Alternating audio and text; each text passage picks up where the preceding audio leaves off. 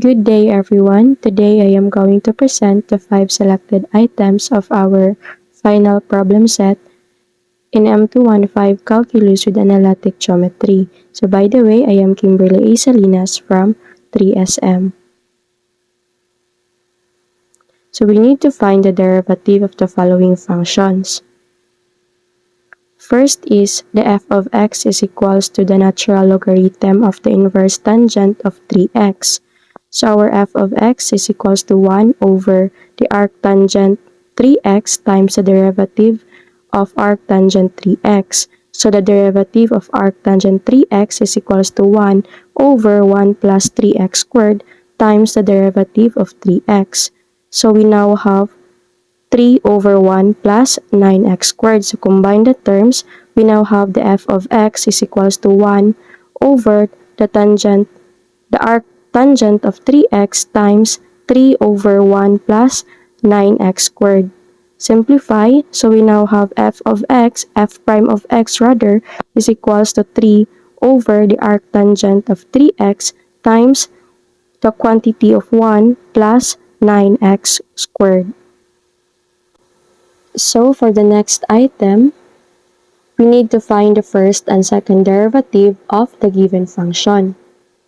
So the given function is the r of x is equals to cosine times the quantity of x minus pi. So in finding the first derivative, we let u is equals to x minus pi. So our r prime of x is equals to negative sine times u times the derivative of u. So our r prime of x is equals to negative sine times x minus pi times the derivative of u, which is 1. So we now have the r prime of x is equals to negative sine times the quantity of x minus pi. Then we need to find the second derivative of negative sine times the quantity of x minus pi. So the derivative of negative sine is cosine. So we now have negative cosine. Copy the x minus pi times the derivative of x minus pi.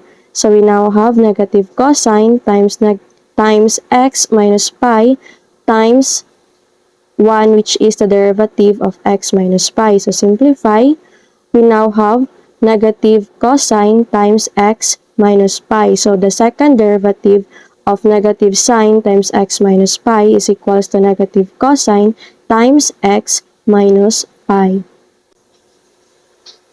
So for the next item, we need to solve the given problem. So the problem is a manufacturer's cost function is given by c of x is equals to 0.25x cubed minus 3x squared plus 20x, where x denotes its output level.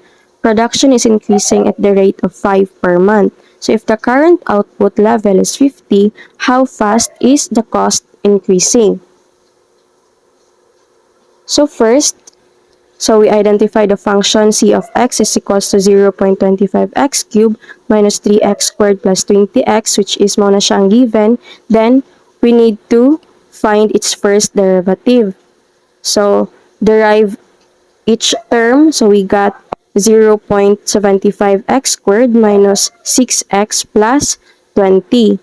So, we have the given x is equals to 50. So, substitute 0.75 times 50 squared minus 6 times 50 plus 20. So we got 1,875 minus 300 plus 20. So we now have our dc over dx is equals to 1,595. So our dc over dt is equals to dc over dx times dx over dt. So our dc over dt is equivalent to c prime of x, which is our first derivative. So it is equals to dc over dx. Our dc over dx is 1,595, which we solved earlier, and our dx over dt is 5. So multiply, we got c prime of x is equals to 7,975. So therefore, the cost is increasing by 7,975. So for the next item, we need to find the points of inflection of the graph of the function if there are any. Determine where the graph is concave upward and where it is concave downward. Draw a sketch of the graph and show a segment of each inflectional tangent. So the given function is the g of x is equals to the quantity of x minus 1 cubed. So we need to find the first derivative. So our g prime of x is equals to 3 times the quantity of x minus 1 squared, which we apply the power rule. Then next is we need to find the second derivative. So it is equals to x, which is equals to 6 times the quantity of x minus 1. Then our x minus 1 here is we need to equate it into 0. So x minus 1 is equals to 0. So our x is equals to 1. So 1 is our inflection point.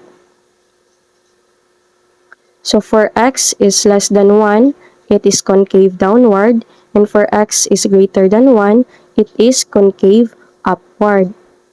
So this will be the graph of our function, which shows the point of inflection where our x is equals to 1.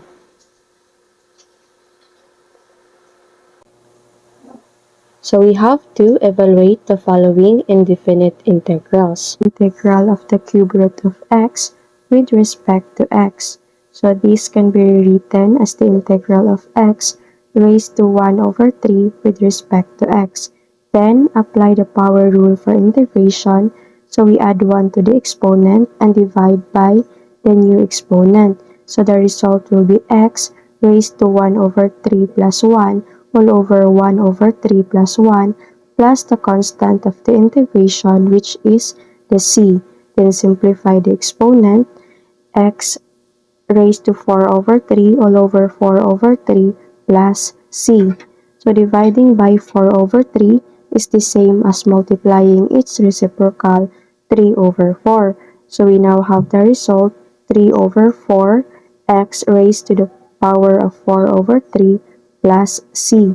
So the integral of the cube root of x with respect to x is equals to 3 over 4 x raised to the power of 4 over 3 plus c. So that would be all. Thank you for listening.